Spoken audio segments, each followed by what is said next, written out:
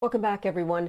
Ex-NFL player Zac Stacy may be facing jail time after video of him emerged appearing to beat his ex-girlfriend. According to TMZ, after the alleged assault on Sunday, Kristin Evans called the police, was treated at the hospital for possible head injuries, and on Monday filed a restraining order to protect herself and her son. Stacy has been charged with aggravated assault and criminal mischief. Joining us now to discuss this is medical expert Dr. James Simmons. He's a hospitalist and nurse practitioner as well. In a restraining order, Evans claims Stacy had been abusing her since she became pregnant with his last child last year. So why wasn't this issue addressed before things got out of hand like they are now? This is unfortunately a pretty common pattern that is seen in domestic abuse situations, particularly, you mentioned pregnancy. A lot of times, a stressor in the life or a stressor in the relationship can actually change the dynamics of a relationship. So, as many of us know, having a child is incredibly stressful. There's lots of dynamics that go into having a child. And if there was already a foundation of possible verbal and emotional abuse that was going on at that point, then when a pregnancy kicks in, it can elevate those things to, I don't necessarily want to say the next level, because I think that diminishes verbal and emotional abuse, which are just as serious and just as important of a topic than physical abuse.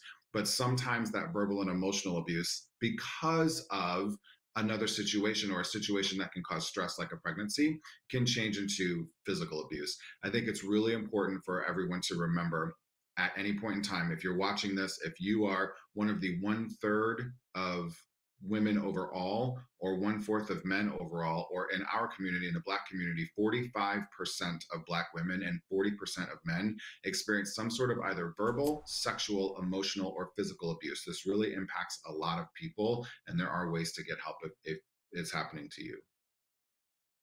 That's a big percentage, 40%. So can you give us advice on how we should support a victim when we find out that somebody may be going through this?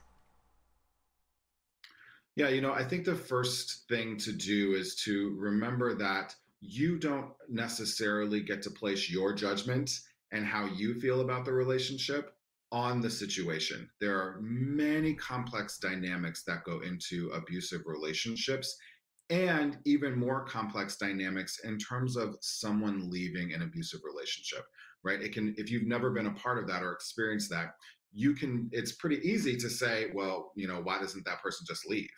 It's infinitely more complicated than that.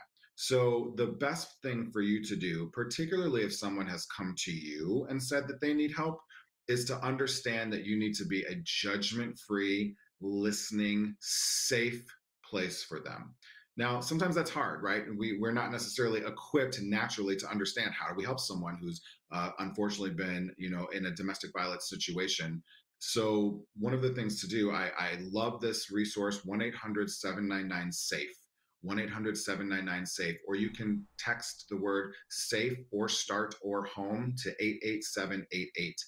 Those individuals, not only if you are in a domestic or emotional or sexual abuse situation, but also if you're someone who wants to help someone, but you don't know where to start, you can reach out to the National Domestic Violence Hotline, 1-800-799-SAFE, and they can actually help guide you how you can help someone else who's seeking, help from you. That is really, really good advice. Thank you so much. We appreciate you joining us today on BNC. Have a wonderful weekend. Take care. And we have much more news ahead, everyone. Still ahead, the possible aftershocks from the